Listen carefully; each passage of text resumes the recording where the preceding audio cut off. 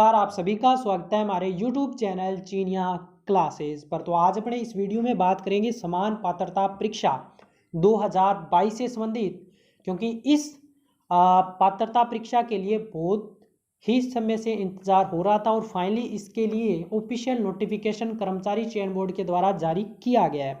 तो समान पात्रता परीक्षा के अंतर्गत आवेदन प्रक्रिया क्या रहेगी, इसके लिए आयु सीमा क्या रहेगी, कौन कौन से अभ्यर्थी आवेदन कर सकते हैं, इसके अंतर्गत कौन कौन सी नई भर्तियां करवाई जाएगी, कितने पदों पर करवाई जाएगी और उन भर्तियों के लिए शैक्षणिक योग्यता क्या रहने वाली। इसके अलावा परीक्षा का आयोजन कब करवाया जाएगा, इसका सिलेबस क्या रहेगा, इसके अलावा आवेदन शुल्क इसके लिए क्या रहने वाला है। तो संपूर्ण बिंदुओं पे अपने इस वीडियो में चर्चा करने वाले हैं। तो बहुत ही उपयोगी वीडियो रहेगी। एक बार वीडियो को शुरू से अंत तक पूरा देख लें ताकि इससे संबंधित आपके सारे डाउट संपूर्ण जानकारी आपको क्लियर हो सके। वीडियो को लाइक करना न भूलें, शेयर कर दें और चैनल पे पहली बार बता रहे हो तो सब्सक्राइब करना न भूलें, घंटी दबा दें और हमसे जुड़े रहें ताकि आपको ऐसी उपयोगी वीडियो हमारे चैनल के माध्यम से समय समय पर उपलब्ध होती रहे। तो शुरू करते हैं आज की अपनी वीडियो।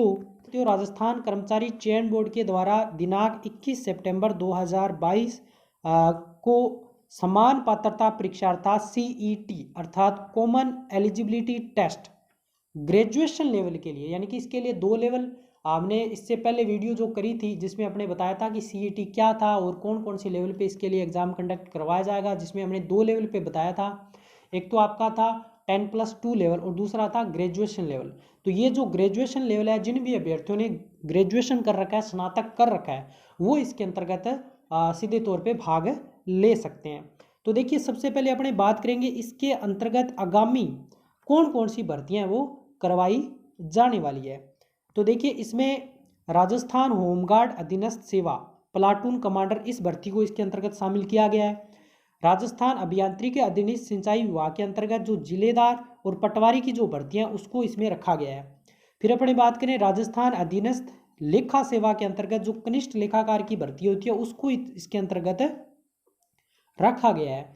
राजस्थान राजस्व लेखा अधीनस्थ सेवा के अंतर्गत तहसील राजस्व अधिकारी, इस प्रकार पर्यवेक्षक महिला अधिकारिता इसको इसके अंतर्गत रखा गया है। पर्यवेक्षक की भर्ती को रखा गया है, उप जेलर को इसके अंतर्गत रखा गया और छात्रावास अधीक्षक ग्रेड 2 भर्तियां इनको सीधे तौर पे इसके अंतर्गत रखा गया है। यानी कि कहने का मतलब ये हुआ कि यदि आपने स्नातक स्तर के लिए कॉमन एलिजिबिलिटी टेस्ट दे रखा है तो आगामी जब भी ये भर्ती आएगी इस टेस्ट के आधार पे ही आप इस भर्तियों के लिए योग्य माने जाओगे। यदि आपने ये पात्रता परीक्षा से जुड़े हुए महत्वपूर्ण दिशा निर्देश जो हमारे लिए बहुत ही उपयोगी रहने वाले हैं, इस पर चर्चा करेंगे लाइन टू लाइन।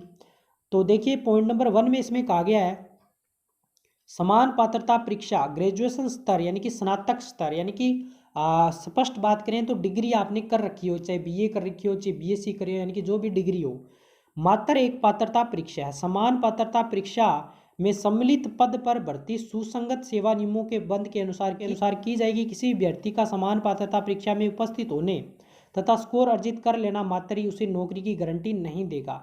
अभ्यर्थियों को भर्ती एजेंसी द्वारा संचालित लिखित परीक्षा या साक्षात्कार या दोनों में आवश्यक रूप से उपस्थित होना होगा और उसे ऐड करना होगा और सुसंगत सेवा नियमों में अधिकतित अन्य कसौटी भी पूरी करनी होगी। समान पात्रता परीक्षा में सम्मिलित सेवाओं के पदों पर भर्ती के लिए अलग से भर्ती परीक्षा का आयोजन किया जाएगा, जिसमें अभ्यर्थियों का चयन श्रेणीवार रिक्त पदों के अनुसार वरीयता के आधार पर किया जाएगा। मुख्य भर्ती परीक्षा का आयोजन एवं भर्ती की कार्रवाई उस सेवा के सेवा नियमों के अनुसार की जाएगी। यानी कि ये मान के चलना गलत होगा कि आपने CET दे रखा है और आपको नौकरी मिल जाएगी, ये बिल्कुल गलत बात है। CET आपने दे रखा है, उसके बाद में आपको जो भी भर्ती आएगी उसको फिर से आपको क्वालिफाई करना पड़ेगा। ये मान के चलो कि फिर आपका कंपटीशन कम हो जाएगा, जो भीड़ है वो आपकी कम हो जाएगी, क्योंकि CET देने के बाद में बच्चों की छंटाई हो जाएगी और उनको जिनके अच्छे नंबर है उनको ही आगे नई भर्ती के लिए आवेदन करने के लिए आप जा सकते हो। तो इससे भीड़ कम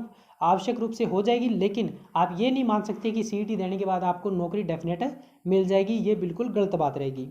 आगे देर का समान पात्रता परीक्षा में वर्ष में कम से कम एक बार आयोजित होगी। समान पात्रता परीक्षा का स्कोर परिणाम की दिनांक से 1 वर्ष के लिए मान्य होगा। देखिए, यहाँ पे ये बहुत ही महत्वपूर्ण बात कही गई है। पहले जब शुरू में नोटिफिकेशन दिया गया था तब इसमें लगभग आ गया था 3 साल के, लेकिन अभी नोटिफिकेशन जारी करके इसमें कहा गया है कि ये जो इसका स्कोर है, यानी कि अब जब इसका एग्ज़ाम होगा, आप सीईटी ग्रेजुएशन लेवल के लिए दोगे तो अगले साल उसी डेट तक आपका ये स्कोर है वो मान्य होगा, और इसका साल में एक बार आयोजन है वो करवाया जाएगा। नए साल से फिर आपको ये परीक्षा देनी होगी।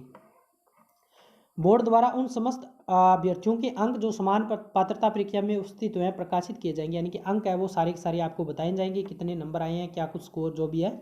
समान पात्रता परीक्षा में उपस्थित होने के प्रयासों की संख्या के संबंध में कोई निर्बंधन नहीं होंगे, और यानी कि स्पष्ट रूप से अपने बात करें तो आप इसमें कितनी भी परीक्षा दे सकते हो, हर साल आप इसके लिए एग्ज़ाम दे सकते हो। अगर आपका इस बार नंबर कम आया तो अगले साल आप फिर तैयारी करके अच्छे से अपना स्कोर है वो बढ़ा सकते हो। तो इसमें कोई भी प्रावधान नहीं किया गया कि आप एक बार से ज़्यादा नहीं दे सकते हो या 2 बार से ज़्यादा नहीं दे सकते हो। तो इसमें कोई भी इस प्रकार का प्रावधान है नहीं है। आपको जितनी बार सीईटी देना है, चाहे आप ग्रेजुएशन लेवल का दो, चाहे आप 10+2 लेवल का दो, आप जितनी बार चाहो दे सकते हो और अपने स्कोर में सुधार कर सकते हो। ये बात इसमें स्पष्ट रूप से कही गई है।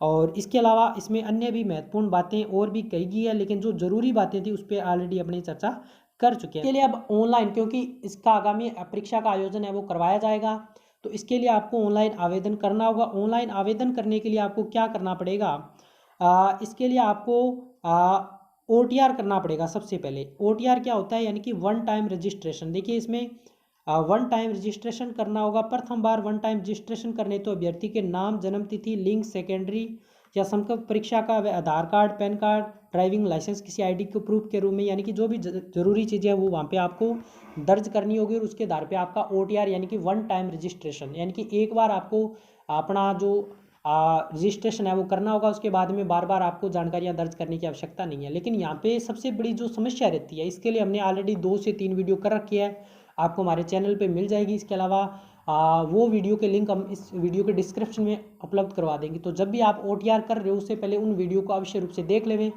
क्या ज़रूरी सावधानियां आपको OTR करते समय रखनी है, उनको सब हमने डिटेल में उन वीडियो में बता रखा है, तो वो अवश्य रूप से देख ले। क्योंकि यदि आपने एक बार गलती OTR में कर ली तो बाद में यहाँ पे भी स्पष्ट रूप से दे रखा है कि बाद में इसमें संशोधन नहीं कर पाओगे, क्योंकि एक बार गलती होने के बाद में इसमें अभी संशोधन का कोई भी मौका नहीं दिया जा रहा है। इसमें देखिए किसी भी प्रकार का विवरण संशोधन किया जाना संभव नहीं होगा। तो OTR जब भी कर रहे हो बहुत ही सावधानी पूर्वक करें, और जो भी आपकी ID लगा रहे हो और जो भी डॉक्यूमेंट है उनमें आपका नाम, माता पिता का नाम या जो भी जानकारियाँ हैं वो सब सेम होनी चाहिए। अगर गलत किसी में आपके आधार कार्ड में माता पिता का नाम गलत है, आपका नाम गलत है या जन्म तिथि गलत है, तो उसमें आप पहले से अपडेट करवा के फिर दर्ज करें।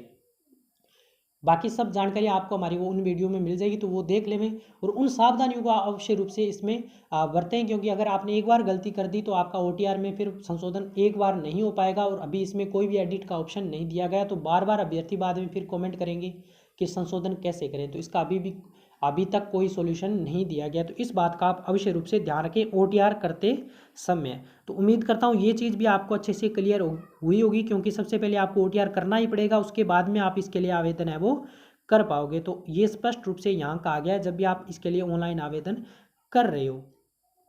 फिर देखिए समान पात्रता परीक्षा देने के बाद में आगामी समय में ये भर्तियां वो करवाई जाएगी इसके अंतर्गत, जिसमें प्लाटून कमांडर ये अभी पद रखे गए हैं, जो भी अभी वर्तमान समय में इसके अंतर्गत खाली है, लेकिन आगे हो सकता है इन पदों को बढ़ाया जाए। रिक्त पदों की संख्या में मुख्य परीक्षा के समय कमी या बढ़ोतरी है वो की जा सकती है, क्योंकि वर्तमान समय में ऐसे ही पद खाली है और हो सकता है आगे और पद खाली हो या प्रमोट होने के बाद वो पद खाली हो जाए तो उनमें संख्या में बढ़ोतरी है वो की जा सकती है।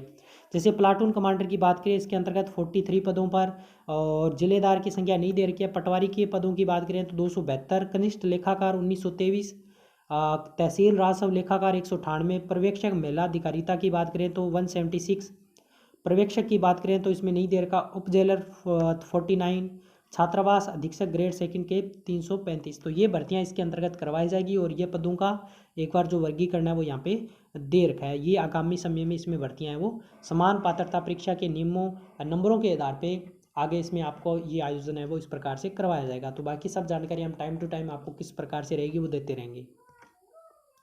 फिर बात करें ये जब परीक्षा करवाई जाएगी तो यहाँ पे एक तो CET के नंबर को वहाँ पे वेटेज के रूप में रखा जाएगा कि कौन से कितने नंबर वाले इन परीक्षाओं में भाग ले सकते हैं या इन परीक्षाओं के लिए आवेदन कर सकते हैं। दूसरा रहेगा कि इन भर्तियों के लिए आपकी ज़रूरी शैक्षणिक योग्यता क्या रहेगी, उसके लिए भी ये योग्यता, शैक्षणिक योग्यता यहाँ पे बता रखी है। जैसे महिला अधिकारिता परीक्षा के लिए जब आयोजन होगा तो वहाँ पे आपको शैक्षणिक योग्यता क्या आपके पास होनी चाहिए कि आप उसके लिए आवेदन या उसमें भाग ले सकते हो। तो इसमें दे रखा है भारत में विधि द्वारा स्थापित किसी भी महाविद्यालय से स्नातक आपने कर रखा हो। पटवारी के लिए बात करें तो विधि द्वारा स्थापित विद्यालय से स्नातक उत्तीर्ण व इसके समकक्ष कोई परीक्षा आपने उत्तीर्ण कर रखी हो, या इसके अलावा आपने कंप्यूटर का कोई भी डिप्लोमा जो यहाँ पे दे रखे हैं वो सब डिप्लोमे इनमें से कोई आपने एक डिप्लोमा कर रखा है तो आप इसमें भाग ले सकते हो। इसके अलावा जिलेदार की बात करें तो आपने ग्रेजुएशन कर रखा हो तो आप इसमें पार्टिसिपेट कर रखे हो, या प्लाटून कमांडर की बात करें तो आपने ग्रेजुएशन कर रखा हो। और फिर अपने बात करें आगे भी राजस्व मंडल, कोषालेख अधिकारी, कारागार और पर्यवेक्षक की बात करें, छात्रावास ग्रेड सेकंड, तो सबके लिए ज़रूरी शैक्षणिक योग्यता वो लगभग अपने मान के चलें तो ये ग्रेजुएशन ही दे रखा है, यानी कि आपने डिग्री कर रखी है, स्नातक कर रखी है, तो आप इन परीक्षाओं में आगामी समय में जब आयोजन करवाया जाएगा तो इसके अंतर्गत आप भाग ले सकते हो। तो ये इसमें स्पष्ट रूप से दे रखा है। फिर अपने बात करें आयु की, इसमें आपकी आयु क्या होनी चाहिए कि आप इसमें इसके लिए आवेदन कर सकते हो CET के लिए। तो देखिए इसमें कहा गया है राज्य सरकार द्वारा राजकीय सेवाओं में कोरोना के कारण अधिकतम आयु सीमा में 2 साल की वृद्धि किए जाने की अधिकतम सूचना प्रक्रियाधीन है। यह अधिसूचना जारी होने पर राज्य सरकार के आदेशों के अनुरूप अधिकतम आयु सीमा में 2 वर्ष की छूट दे होगी। इस संबंध में अधिसूचना जारी होने के पश्चात अलग से संशोधन जारी कर दिया जाएगा। यानी कि अभी तक ये प्रक्रिया चल रही है कि कोरोना काल के कारण ये 2 साल की जो सभी भर्तियों में छूट है वो दी जाए, लेकिन अभी ये प्रक्रियाधीन है, उसमें अभी कोई ऑफिशियल जानकारी नहीं निकली है। तो जब भी इसमें कोई स्पष्ट बात सामने आ जाएगी तो इसके लिए अधिसूचना जारी कर दी जाएगी और इसके लिए संशोधन करके ये अधिसूचना या जो नोटिफिकेशन है वो फिर से जारी कर दिया जाएगा। तो ये अभी प्रक्रियाधीन है, चल रहा है कि 2 साल की छूट दी जाए या ना दी जाए, इस बारे में कहा गया है। फिर अपने बात करें आगे इसमें अगर कैटेगरी वाइज बात करें तो अधिकतम सीमा में छूट की बात करें तो ये अनुसूचित जाति जनजाति के लिए यहाँ पे 5 साल की अधिकतम छूट दी गई है। महिला वर्ग के लिए 5 वर्ष, और जो महिला है कमज़ोर वर्ग, जैसे यहाँ पे आर्थिक रूप से कमज़ोर वर्ग की महिला होगी, SC ST की, तो इनके लिए 10 वर्ष की छूट। यहाँ पे अलग अलग सब कैटेगरी के अनुसार यहाँ पे छूट का जो प्रावधान है वो दे रखा है। तो ये भी यहाँ पे स्पष्ट रूप से दिया गया है। फिर अपने बात करें ऑनलाइन आवेदन है वो आप कब से कर सकते हो। तो इसके लिए आप ऑनलाइन आवेदन है वो 22 सितंबर से लेकर के और 21 अक्टूबर तक कर सकते हो।